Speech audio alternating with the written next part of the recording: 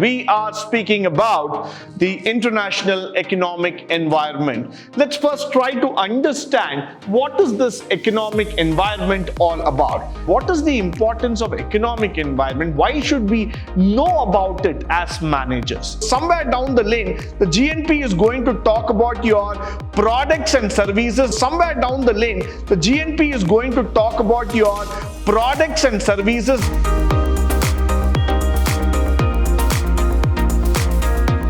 Good morning and welcome to the second session of Unit 4 in Business Environment, and we are speaking about the international economic environment. Now, what is really interesting for all of us to understand in economic environment is that how is the world changing to the various dynamics that are happening in our day-to-day economics, and how is this impact coming into picture in terms of growth, in terms of stabilization altogether. Now, moving forward, let's first try to understand what is this economic environment all about.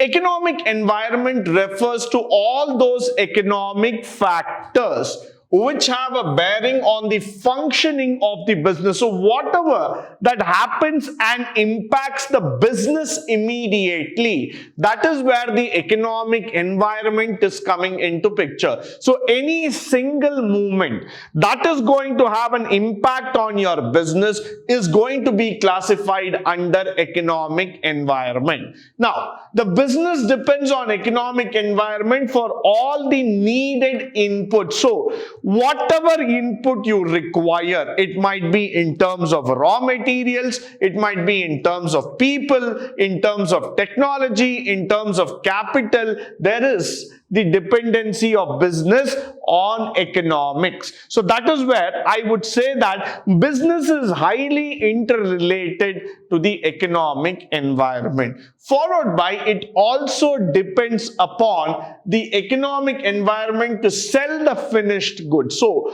today, if I have created a product, I have created a system for myself, but then I want to sell it. How can I just go ahead and sell this product? Who is going to give me the factors of selling it just like that?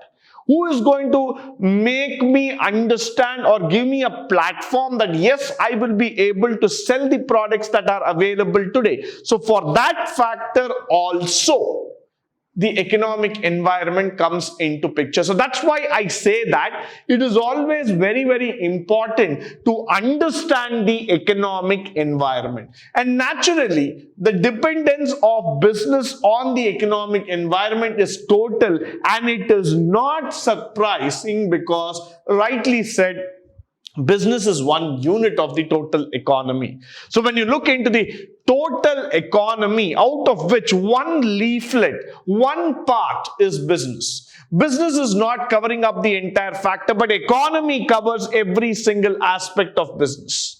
Economy is one thing that rules the entire country, that rules the nation. So one part of the economy is business. That is the amount of interdependency. That is the amount of factors those comes into picture in terms of developing the economy, in terms of affecting the economy. Now, moving forward, let's talk about the importance of economic environment. What is the importance of economic environment? Why should we know about it as managers?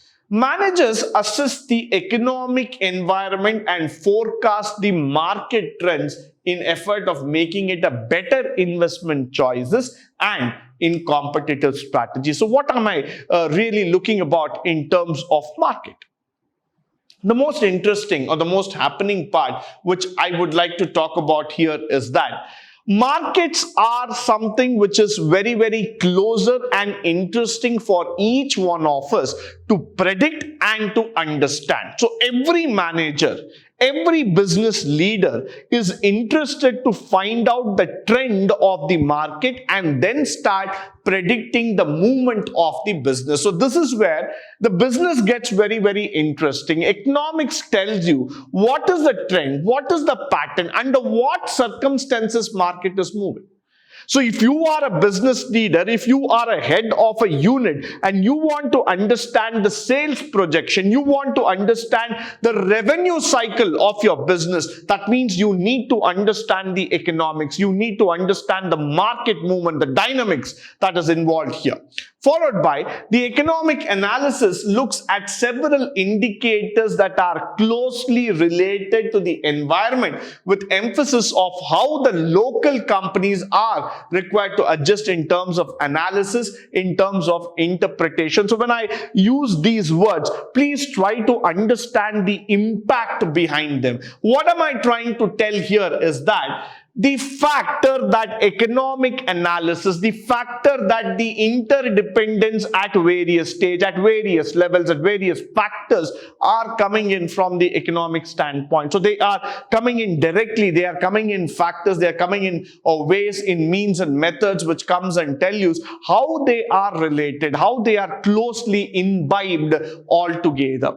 So then only you will be able to understand, then only you will be able to go through the picture very, very clearly of how things are happening, why it is happening in this way, and what are the factors in which the governance is happening all together. So this is how the economic analysis, the impact comes in picture altogether.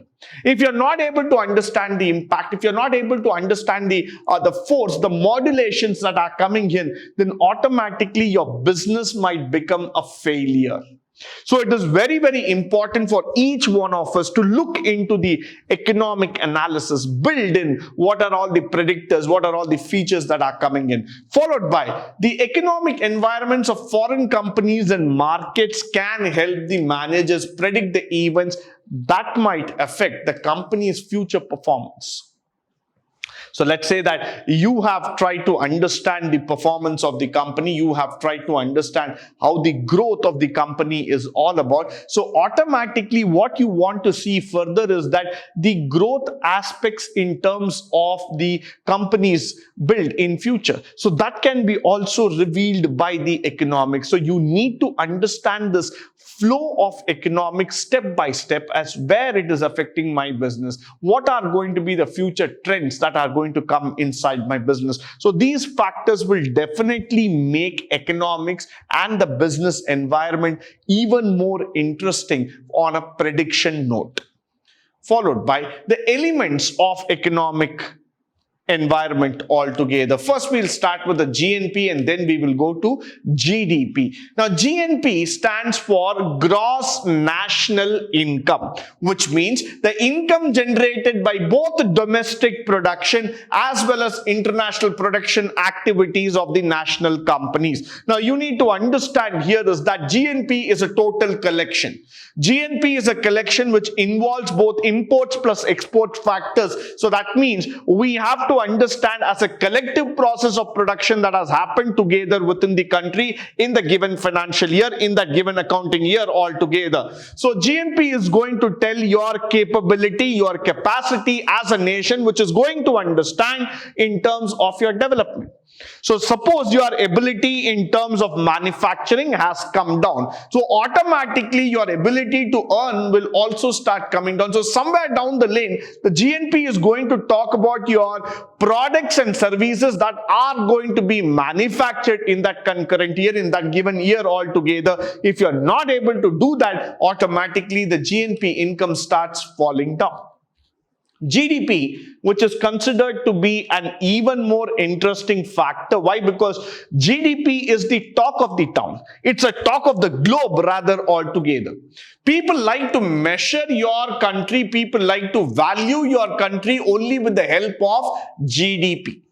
GDP tells you the total value of all final goods and services that are produced in a country within a given year equal to total consumer altogether, the investment, the government spending plus the value of imports, exports minus the value of the imports altogether. Why? Because GDP is going to be slightly different here.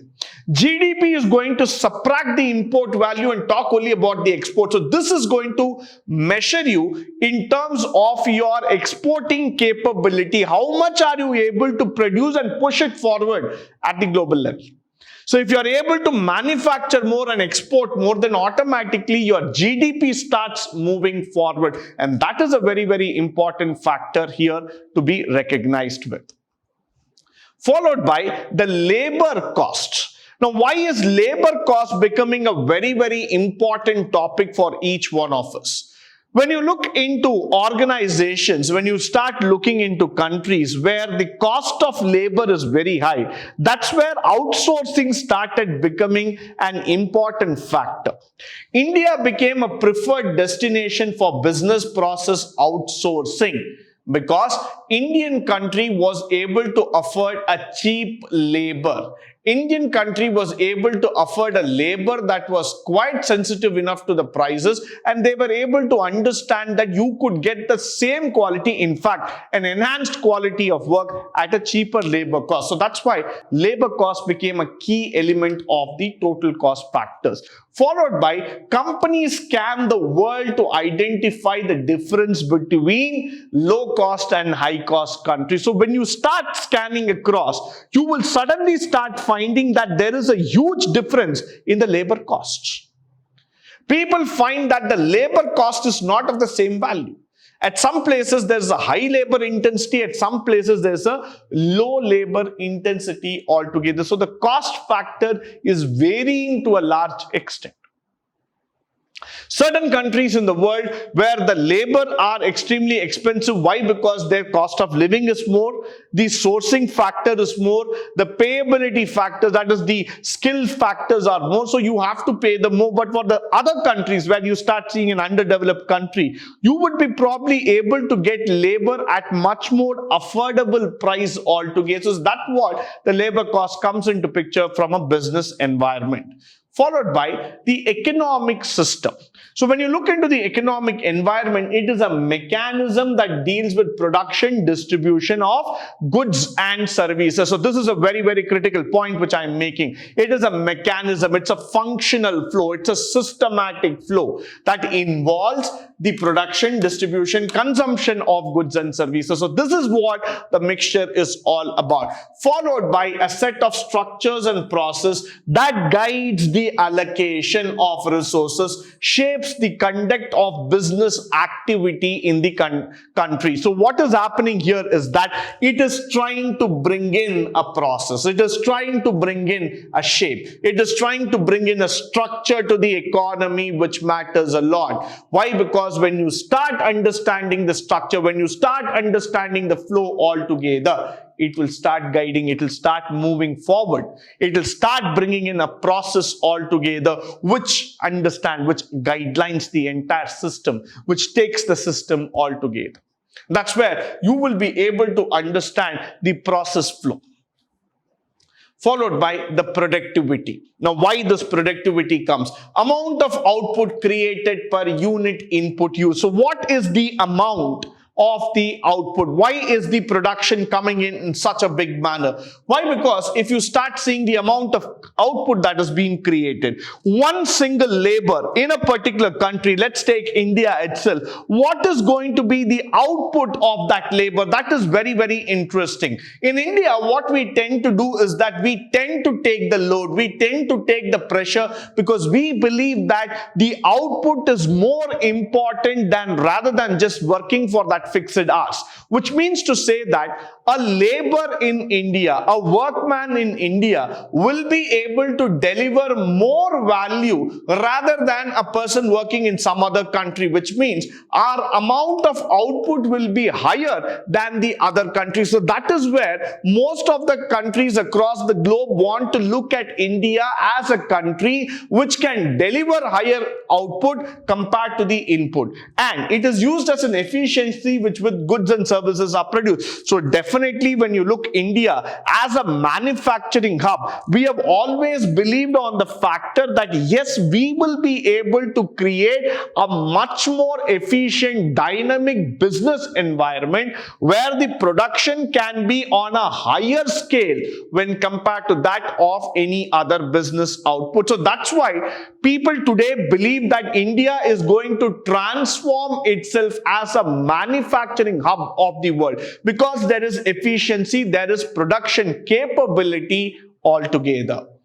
followed by the poverty and the economic environment. Though if you start understanding in the business environment, we are trying to make progress, but the concept of poverty that comes into picture, which makes most of the nation undergo several hardships, including the behavioral changes, including the criminal rates going up. And if you start seeing that the government has to spend a lot of money to regulate growth, to bring in a lot of specifications and factors there. So what I mean by saying here is that the poverty alleviation and the removal of all these specs, removal of all these problems will definitely cost the government altogether. It's not going to be that easy that you can just elevate poverty through business. If you want the elevation of poverty to happen, the government has to spend an X amount of money, which is going to be a cost. So that's why I say that the poverty elevation and economic environment are closely linked. Lesser the